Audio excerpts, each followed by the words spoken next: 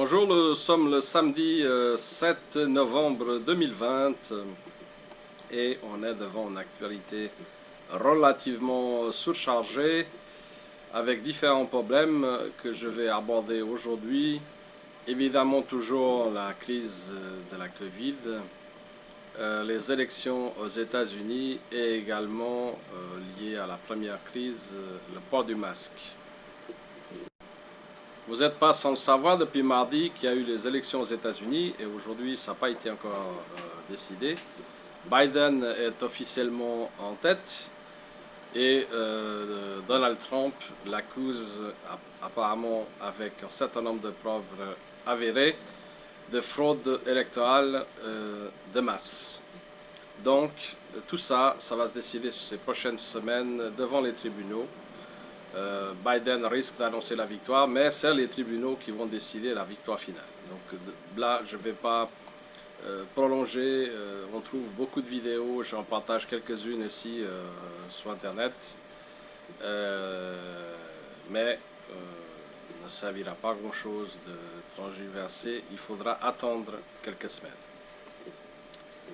Concernant la crise de la Covid, évidemment, des pays comme la France et la Suisse ont des cas absolument gigantesques. La France elle est sur le podium de l'humanité, deuxième en nombre de cas, à plus de 50 000. Hier, je crois même 60 000 cas. Ça ne veut rien dire, c'est des cas.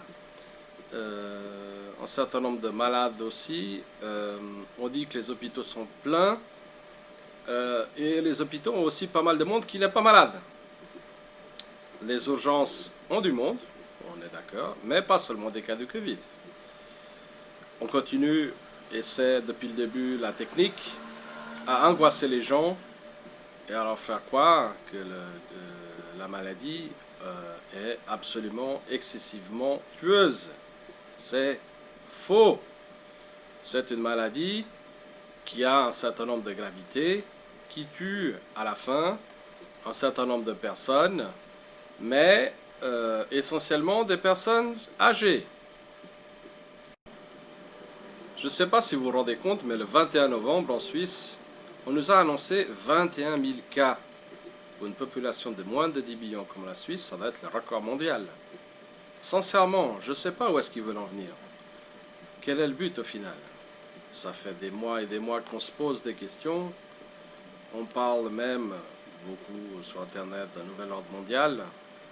Sincèrement, on peut se poser la question, parce que des buts sanitaires, moi, j'en vois absolument aucun.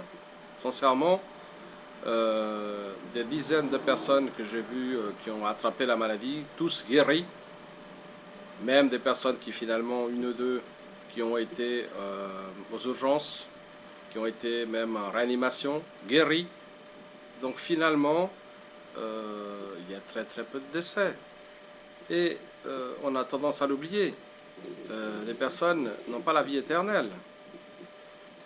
Je viens également de voir sur Internet une vidéo absolument déchirante d'une jeune qui s'appelle Amélie, de l'école de Saussure à Genève, et qui est en pleurs à cause du port de masque, alors que cette fille a un certificat médical la dispensant. Pourquoi l'État, qui est censé collaborer pour notre bien-être, l'État donc participe au mal-être de nos enfants? C'est pas possible. Sincèrement, ça a assez duré. Depuis que j'ai appris le port du masque obligatoire à l'école, ça m'a particulièrement contrarié. J'ai discuté au départ avec ma première fille qui devait en porter.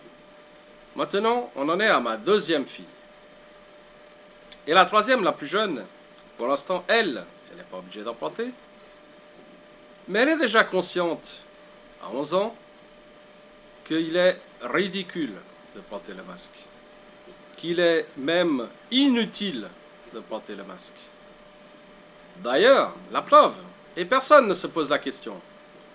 Ça fait bientôt, je crois depuis juillet, donc juillet, août, septembre, octobre, ça fait plus de 3 mois que le port du masque est obligatoire. Et depuis ces dates-là, les cas n'ont pas arrêté d'exploser. On a fermé les magasins. Les cas continuent d'augmenter. Alors expliquez-moi quelle est la logique.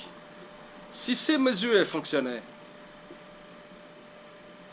les cas auraient dû diminuer ou arrêter de monter. Ben, bien sûr que non. Ils continuent à augmenter. Donc, il faut, pour appeler un chat, arrêter de se foutre de notre gueule. On en a assez. Par ailleurs, quand je parle des commerçants, notamment des restaurateurs, mais pas seulement, je crois qu'il est l'heure d'agir. Il faut attaquer collectivement l'État. L'État est en train de détruire vos vies. Voilà, ça suffit. On ne peut plus se laisser faire. Bon, maintenant que sur une note un peu plus positive, j'espère que vous allez quand même vous détendre un petit peu. Profitez d'aller dans les quelques commerces qui sont ouverts, c'est complètement injuste. Mais il reste encore quelques commerces ouverts au canton de Vaud.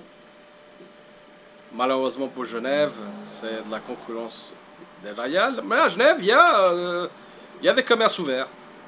Ils ne sont pas tous égaux devant la loi. Enfin, je ne comprends pas en quoi un Ikea, je ne sais pas si je donne le bon exemple, un Conforama est moins dangereux qu'un petit magasin où 3 personnes peuvent rentrer. C'est ma réflexion du jour. À bientôt.